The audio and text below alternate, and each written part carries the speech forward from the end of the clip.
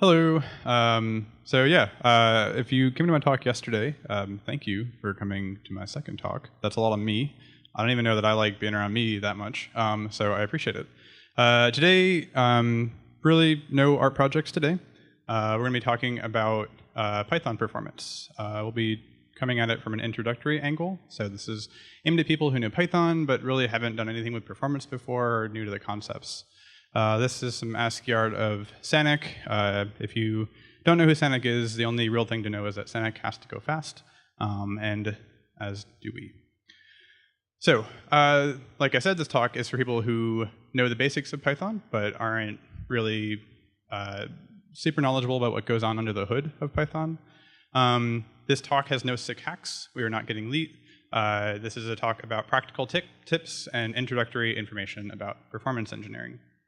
This talk is not exhaustive. We'll be covering maybe 1% of the field of performance in Python. It's an introduction. It's important to point out Python will never be as fast as C. I'm not here to claim that. I don't think anybody would claim that. But with a little bit of effort, we can make Python go really fast. Of languages like Python, so other dynamically typed interpreted languages like, say, Ruby, Python can go very, very fast if you know the right way to write it. And I'll say I did used to work as a performance engineer. My full-time job was making sure that a tremendously large Django app, as well as a tremendously large JavaScript ad delivery system, worked at peak efficiency. So I have some background in this professionally. It's been a couple years. I'm not an expert. I don't know everything, but it's a topic that I care a lot about. So by the end of this talk, the hope is that you'll be able to diagnose your own performance bottlenecks. You'll have some context as you learn more about performance. And perhaps most importantly, respond with wit when a language hipster wants you to rewrite your code in something else. Like, oh, Python, that's from like 1989. You could be using this thing that came out last year. And a lot of times people say, oh, Python's just so slow, you should just use something else. So this talk will give you the confidence to respond to those kinds of people. Before we even define performance, I just kind of wanted to talk about why this is an important topic to me. It's true that I used to do this for work, but the reason I continue to care about this topic is not because I crunch lots of numbers for science, not because I do it as a job, but because I really care about the efficient use of hardware. And what that means is that the more efficiently you take advantage of the hardware in front of you, the better your code is going to run, the worse that hardware gets. If you have a top-of-the-line MacBook Pro, you can get away with making kind of inefficient code. It's going to run pretty fast, probably. But you try to run that somewhere else, maybe on like a sub $200 machine, it's not going to run very well at all. So from my perspective, learning about performance means that we can make more efficient code. Our code will run on lower-end hardware. Our code will be accessible to more people. And for me, performance is really a class issue. It's more than just a technical topic to me. I think it's a thing that we should all take really seriously. OK, so what does performance actually mean? So I hate cars, but in this instance, they're a very useful analogy. This is a car that looks pretty fast. This looks like a sports car, convertible, I guess. I think those go pretty fast. That's what I see in movies and stuff. But is it performant? I don't know. Like, that is kind of a vague term. Fast, sure. Performant, I'm not really sure. This car looks slower. It looks pretty slow, I guess. It's kind of boxy. It's not nearly as aerodynamic. But is this car performant? I also don't know. We don't really have enough information. And that's because performance, in respect to cars, it means a lot more than like fast or slow. And even fast and slow are misleading terms. Are we talking about the top speed of a car? Are we talking about how quickly it accelerates, like how quickly it can get to 60? Are we talking about how efficiently it uses the fuel, whether that's electricity or gas? Are we talking about tire redundancy? I mean, semis are pretty performant if you think about, like, they could lose a tire and they can just keep going. They've got, like, I don't know, 6 tires or something, more than 4. So there's a lot of ways we can talk about how a car performs. So code is the same. When we talk about code being performant, we don't necessarily mean fast or slow. We mean more specific things like the time to complete a given task, the number of steps we take to complete a given task, the amount of storage space that we use when completing a task, or perhaps the time we spend going back and forth from kind of the work that we care about to storage to get some data and back again. There's a lot of aspects of performance, and we'll be trying to touch on all of these different things in this talk. So these are my golden rules of performance, the ones that I've kind of arrived at after thinking about this for years. I started out with one, but then I added a second one, but they're very closely related. So the golden rule is that performance is about detail. And the corollary to that is that there are no silver bullets. There's no button you can push, there's no software you can install that will make your code magically go faster. Maybe it will make it go faster, but with a tremendous number of trade-offs, or maybe it will introduce new problems. There's not really any easy answer when it comes to performance. So when you're writing your code, you're writing your Python, and it's not going as fast as you want, just stop, take a break, pet a cat or a dog or a horse or a skunk. And when you've relaxed and you're feeling pretty good, come back and look at the details. Look at the code you've written, look at each line, think about the stuff that you're doing in that code. The things that you shouldn't do are given to new language type. There's totally great reasons for using languages other than Python for certain tasks. There's really good reasons for using Rust. There's good reasons for using Go. Those languages are very useful. But the time to start using them is not, well, this Python code that I wrote was slow and I got angry, so I just threw it all away and rewrote it. Don't do that. There's better options. Don't try to compile your code into some other language. You'll have more problems. Like you start with one problem and you're just going to have a whole bunch more. That's the kind of thing that if you are doing performance for crunching tons of numbers for meteorological study, that's the kind of advanced desperate measure you might take. But for us, just writing our Python day to day, we don't really need to go down that route. Don't go to Hacker News and look for cool shiny silver bullets there. In general, I try not to go there ever, but especially not when you're freaking out about performance, because you'll just get tantalized by some fancy library. And don't give in to buzzwords. They don't help. Really, performance, much like the rest of engineering, is about getting into your work, looking at the details, kind of doing the slow, boring stuff. It's not exciting new things. So after that somewhat depressing talk, let's get into the actual meat of the talk. We'll be talking throughout about computers, but we're not talking about specific computers. We're not talking about my Chromebook or somebody's Dell or MacBook. We're talking about what's called ideal computers. And that's because when two people are writing code and we're talking about performance, and they're working on radically different architectures, there's going to be little details and caveats to performance work that come up based on those platforms. So in order to have a kind of a common language about performance, there's this concept of the ideal computer. So it consists of two things, processing units and storage. And a processing unit, you might have one or more of those inside of a computer. And it sits there and it just infinitely executes steps. You give it some steps to execute and it does them. And we care about how many of those steps are executing in a given amount of time. Real-world examples of processing units, you've probably heard of CPUs or GPUs. You might have one, you might have four. They come in a variety of packages. For storage, we have really fast storage, which is my not so technical term for things like L1, L2, and L3 caches. This is a little bit of memory that in the real world lives very close to a CPU. Physically close to it. The electrons don't have very far to go. In this kind of fantasy performance world, if the processing unit has been anthropomorphized, the really fast storage is like a closet in the processing unit's basement. They don't have to take off their slippers to get stuff out. They can just shuffle downstairs, grab some data, go back upstairs, and keep working. So that storage is great, but it's small. And also from Python, we don't have a lot of control over what ends up there. So we won't really be talking about that kind of storage in this talk. The next level of storage, which is a little bit farther away, is fast storage like RAM. So I think of RAM as kind of a self-service storage unit that's a few blocks away. Our poor processing unit has to put some shoes on and go outside to get data, but it's still not that hard. It's just walking a couple blocks and coming back. After that, we have slow storage. So slow storage is like a warehouse the next town over. And the real-world examples of that are things like hard drives and network resources. Relative to things like L1, L2 caches, and RAM, it takes a really, really, really long time for the processing unit to use any data that's been stored in a hard drive or, God forbid, the internet. So we care about, in our code, the number of times that we're accessing storage and the kind of storage that we're accessing. So like I hinted, we'll be ignoring CPU and GPU architectures, we'll be ignoring operating system differences, we'll be ignoring network stuff. All of this will come up in your performance adventures. I was a little optimistic when I wrote this slide. But it's too much to cover in one talk because there's just so many caveats by architecture.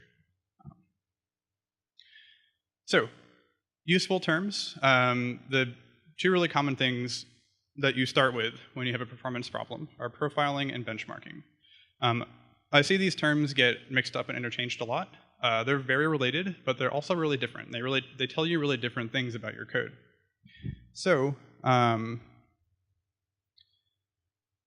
profiling is measuring the impact of your code, either line by line or function by function, on different resources. So the impact of each line on storage, so like memory allocation.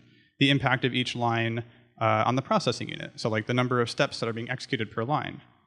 And profilers work by actually looking at the underlying Python virtual machine and seeing what it's doing and recording statistics about what it's doing. So this is kind of this inside-out look at your code. Tools like cProfiler, which is built into Python, Line Profiler, which you can install from pip, they're hooking into Python itself to give you this kind of like deep insight into what your code is doing. Tools like Heapy and Dowser are for measuring storage usage. So you can use them to see what each line of your code is doing in terms of memory allocation. So the key thing about profiling is you're looking from the inside. These tools are advanced. They can be difficult to use. They're worth it. They tell you really cool stuff, but they can be kind of hard to use and visualize. Definitely look up those libraries if they interest you. Today we're going to be doing benchmarking. So benchmarking is looking from the outside. So instead of digging into the Python virtual machine and figuring out exactly what it's doing when your code runs, we're going to be looking from the outside and treating the code as kind of a black box. We're just going to be timing the amount of time it takes to do various operations. So tools that do this are a lot simpler than profilers. They're really just timers. I use Timeit, which is a module built into Python. You can invoke it from the command line or from a Python interpreter. And you can also just run time from the command line. If you've never done that before, just try prefixing any command you run in your terminal with time. And when that command is done running, it will give you some interesting statistics about how long it took. The key thing about benchmarking is because you're looking from the outside, the environment in which your code is running can impact your numbers. So if you're running a couple of YouTube tabs at the same time as you're benchmarking your code, it's probably going to take longer. And without those details that come directly from inside of Python, your code is going to look really bad. So it's important to run benchmarks a lot. Take statistics, average them, look for outliers, things like that. So I'm saying that because we'll be doing some benchmarking here. The numbers that I'm showing you are numbers that are just from a single run. That was just to be able to show you like useful numbers. But please, moving forward, if you're benchmarking, always run a whole bunch of times and average. Very important detail. So we're now going to look at some code. It is unfortunate because it could run a lot faster than it currently runs. It is a heavy simplification of some code that I recently wrote for Prosaic, which I mentioned yesterday, I spoke about last year. It's Python software for taking large quantities of text, extracting phrases from it, and then generating poetry from it. So I noticed that the text parsing was a lot slower than I wanted it to be. It was very, very, very slow. So I wanted to see what kind of performance gains I could get, and so I really dug in. It took me about a month of writing and rewriting and benchmarking and researching. I ended up getting it to be about 66% faster. I didn't do anything crazy. I didn't even use any third-party libraries. I just stared at my code and then I thought about it. That's not going to make a Hacker News headline. Like, area coder stares at code for a month, swearing occasionally. Like, no one wants to see that, but that's where we make our gains. That's how we get ahead with our code. So what we're going to be doing is reading a file character by character, and we're going to extract phrases as we go and collect a list of those. The actual code does a whole lot more, but the basic structure is pretty much the same. So we're going to start here. So we have this function, process book, takes file name. We have these lists of bad characters. These are characters we want to ignore. So as we're reading characters, if we see one of these, just move on.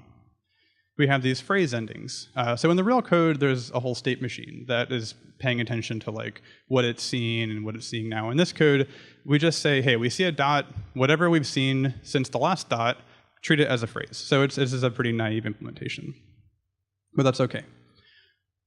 We create an empty list. We'll throw all of our phrases in here, make an empty string. This is where we'll concatenate characters as we read them, and we want to keep them. This looks totally right. I mean, maybe you've heard about context managers. Like this is the right way to open a file in Python. So clearly, this is good code. This is just fine. And I mean, really, this does look very normal. No performance things might jump out at you right away. But we open up our file. Oops. We read 1 byte, and we check to see if it's a bad character. If it is, we move on. If it's a phrase ending, we add whatever we have in our phrase buffer to the phrases list. We reset the buffer. Otherwise, we just keep track of the character that we saw and we move on. At the end, we return our list. So pretty straightforward, pretty Pythonic. So if we time this, it runs in about 1.5 seconds. So a really important thing here is that 1.5 seems really fast, right? Like I could just drop the mic right now and walk out of the room. 1.5 seconds, everyone has 1.5 seconds, like no big deal. But the important thing with benchmarking is that the actual raw number isn't super important. We care about that number relative to other benchmarking samples as we change our code. We care about how this number changes as we increase, say, the size of the book that we're reading. We're reading Jane Eyre right now, which is pretty long. It's about a meg of text in Jane Eyre, and it's all good. But there's other longer books out there. And in like the real code version of this, it does a whole lot more in that for loop, and so it's a lot longer than 1.5 seconds. So if you will join me in acknowledging that 1.5 seconds is actually horrifyingly slow for this code, we'll see how we can optimize that. So the first place to start is how are we interacting with storage? Can we reduce the number of disk reads? Can we maybe move the data that we care about from slow storage to fast storage in a more efficient way? So looking at our code again, if you note, we were opening up the file and then reading it 1 character at a time. So that means that every time we call bookfile.read and pass it 1, we are issuing a call to the underlying operating system that says like, hey, grab me a byte off of the hard drive, which might be like a disk spinning really fast, which is a lot slower than electrons, and bring it to me. I'll put it in RAM and I'll deal with it. What if instead of doing that, we did 1 call, and we just read the entire book at once? So the obvious caveat to this is that if our book is like, you know, a gigabyte of text, maybe we don't want to allocate a gigabyte of RAM. But for the most part, our books are going to be in the range of several megabytes. So assuming that we're okay with that memory cost, we can call read, we can read the whole book in 1 go. And Python knows that when you just say .read and don't pass it an argument, it's going to read that file in big chunks until it can't read it anymore. It's not going to read 1 character at a time. We're going to issue way fewer calls to that slow storage underneath.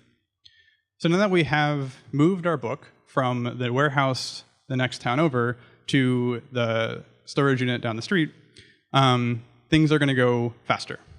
We can just now loop over the characters in the long book text string, otherwise leave our code unchanged. So pretty small change. And we've improved quite a bit already.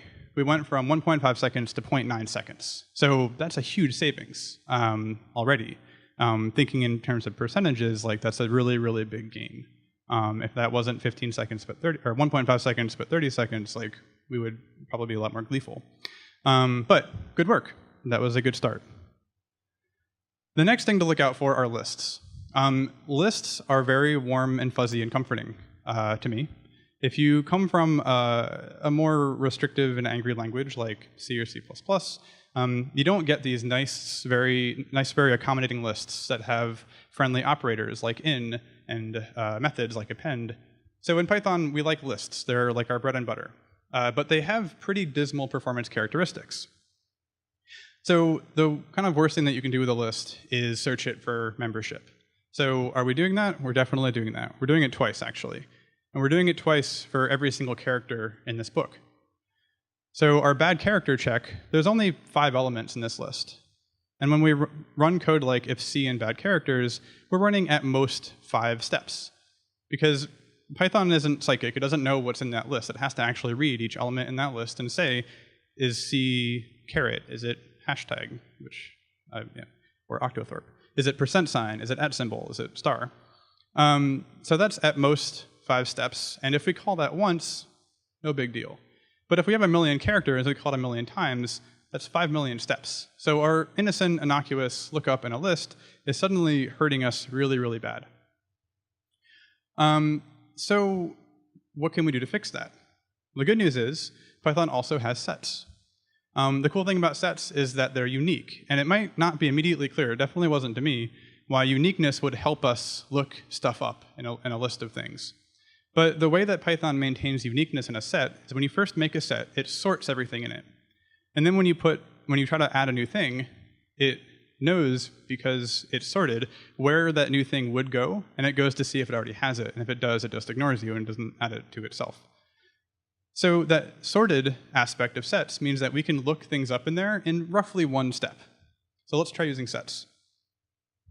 So this code is identical to the last code, except we've now passed our lists to sets, to the set constructor. So we have 2 sets now. We're still using the in operator. The structure of our code hasn't changed. But now it takes 0.36 seconds. So we started at 1.5, went to 0.9, now we're down to 0.3. So I'm pretty bad at math, but that's like, what, 80% faster? It's a lot of fast. So we've done a pretty good job here. And it's these little games like this that really add up. And this is what I realized. I started trying to optimize Prosaic by being like, nope, gotta switch to PyPy. Like, nope, gotta rewrite it in Rust. Nope, gotta do this. And finally, I just sat myself down, drank some coffee, really looked at it. And like the day that I realized the set thing, I mean, that was most of my speed gains right there. I went and looked for every single time I used a list. I thought really hard about it and realized with this little weird trick, suddenly everything goes much faster. So we've done well. The last thing that we'll talk about with this code sample is the concept of over-allocation. So Python lists, as you add to them, as you call append, they fill up. And invisible to us, the programmer, lists have a fixed length, right? They're only so big. And when Python sees that you're about to fill a list, it's like, well, let me take care of that for you. It creates a new list that's twice as long. It copies all of your stuff over to that new list, and then it gives you the new list back. And this is all transparent to you. You don't see this happening. But what that means is that as lists grow, there's a lot of memory over allocation. Because by the time we've finished filling, say, a list with 1 million things, we're actually taking up the space required for twice that. So there's a lot of extra RAM that ends up getting used. There's also extra time that's spent every time we do that resize operation. So avoiding this is actually really hard. Python doesn't really have a clean way to pre-allocate a list. There's some hacks that kind of do it, but there's not really a good way to do that. So what I find helps is thinking about lists in terms of generators.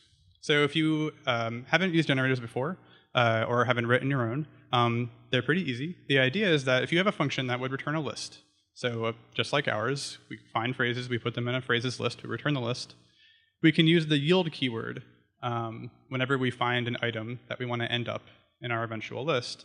And then other people can call our code like this.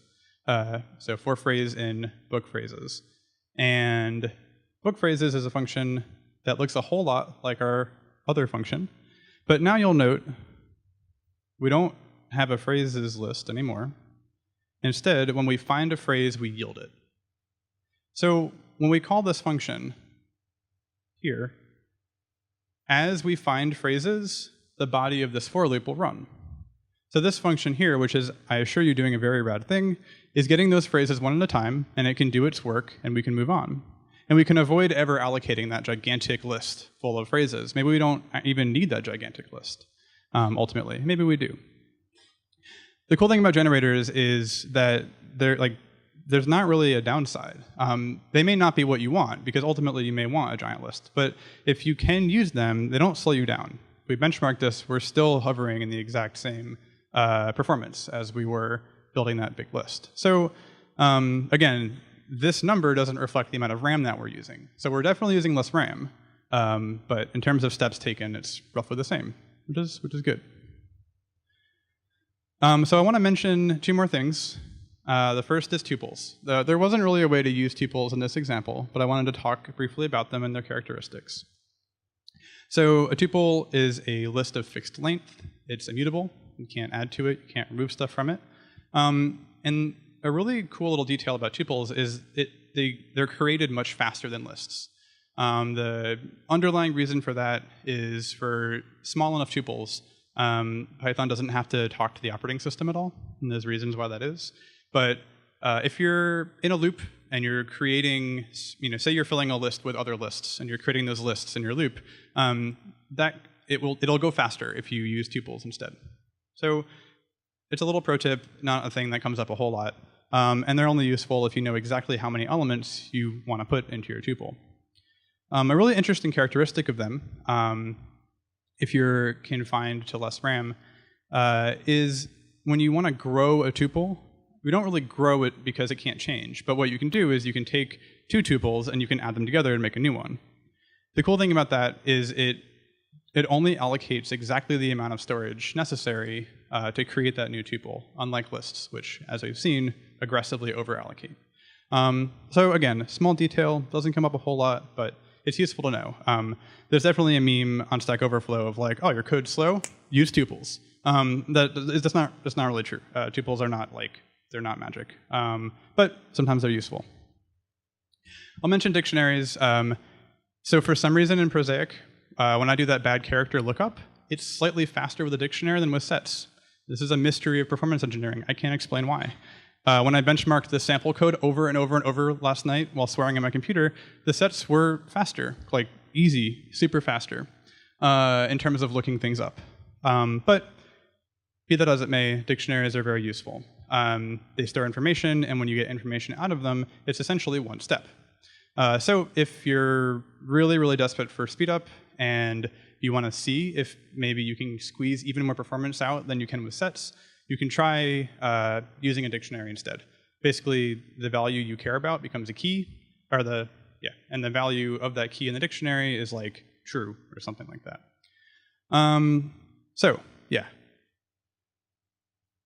A really interesting detail about dictionaries is that they're only as fast as the hashing function of their keys.